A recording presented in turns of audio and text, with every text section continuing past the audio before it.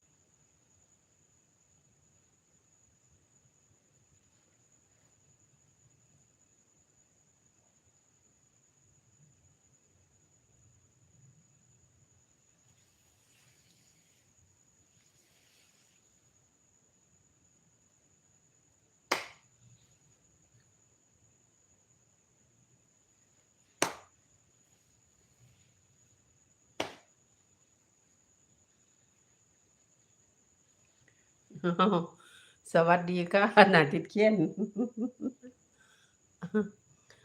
บ่ทันได้นอนอยู่อันนี้อยู่บ้านเด้นี่อยู่อุดร นี่บ้านอยู่อุดรนี่บ่นอนอยู่ข้างล่างบ่ได้ขึ้นเทิงเรือนดอก พุ่นบันได เสียพาดย่อยยำยางอยู่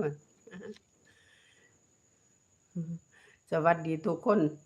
ขอบคุณหลายๆเด้อฮอดแต่ได้3คนหนึ่งอันโทรศัพท์ก็เสียบไฟบ่ไกลอันนั่น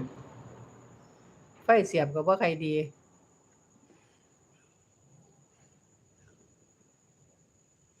มื้อนี้ใครอยู่ฝนบ่ตกมื้อคืนนี่ฝนตก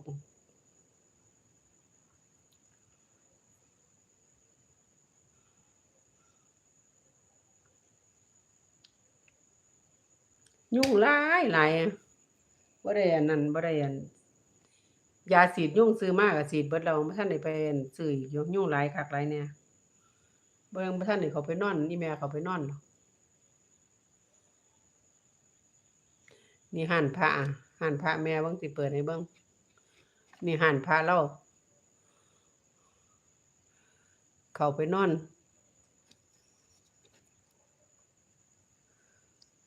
โอ๊ยบุคนช่วยคนสวัสดีค่ะบ้านผมกำลังฝนตกโอ้โฮ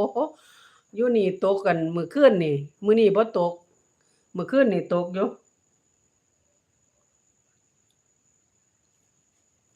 มื้อคืนนี่ตกคักตกแหน่อยู่มื้อนี้บ่ตก